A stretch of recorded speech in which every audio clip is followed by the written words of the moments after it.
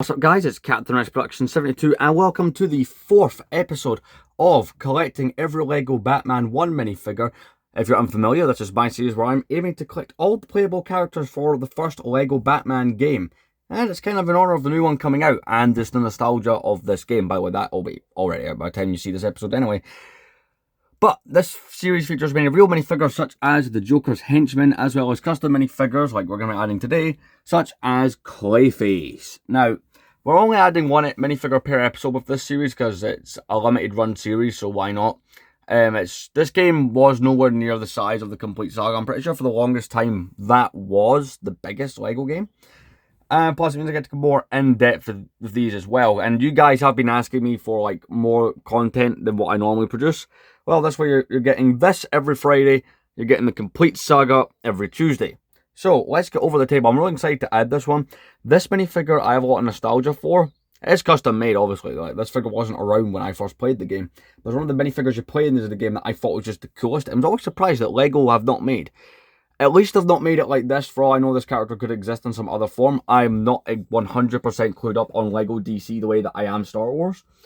Yeah, someone's going to leave a comment about that one. Anyway, let's jump over the table and check out today's minifigures. I'm really excited for this one. Let's go have a look. Alright, so as usual, you join me over at the table. Now this minifigure, again, like I said, I'm kind of surprised LEGO haven't done one like this. Not to my knowledge. When I looked these up, these were all just kind of custom jobs. But nonetheless, it is, again, this minifigure is probably within my top 10. Like, favourite minifigures you play as throughout the first LEGO Batman game. Let's get it up. This minifigure is the Mad Hatter.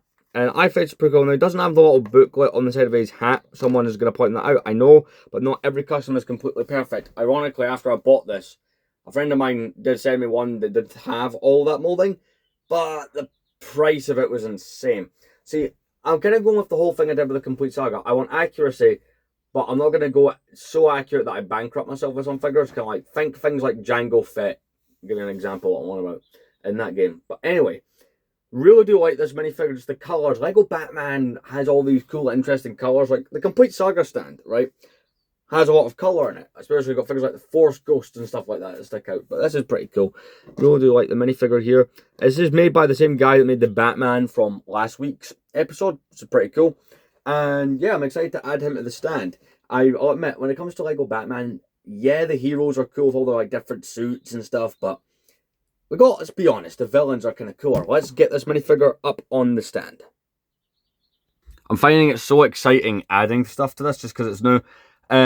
People have asked, is the complete saga going to wind down? No, that is still going to be going. The reason I say I find this more exciting is, because it's new. But Mad Hatter, he goes up here behind the Joker's goon. Now, some people were asking me why all the gaps, because they've looked at the picture, which I'm going to flash up here, of the character selection screen. Let me explain. The reason it's so different is the character selection screen does not factor in Batman, Nightwing's, Robin's, and Batgirl's suits. So that's why I've left so much room at the top to factor in all their suits, which I'm currently in the process of trying to acquire. But no, Mad Hatter's another cool one to add. Very excited. Like I said, this series, this short form episodes, but you know what? I'm happy that we're getting this done. I'm loving seeing the progress. For a little while, it was just this minifigure up here, but I wonder how long it will take it to be as full as this is. That will be interesting to see. But I want to thank everyone for watching. I'm sorry about how short these end up being, but it's just kind of how these ones will be. Next week is something pretty cool. And there's some unfortunate things about it, but wait till next week. It's pretty cool. See you there.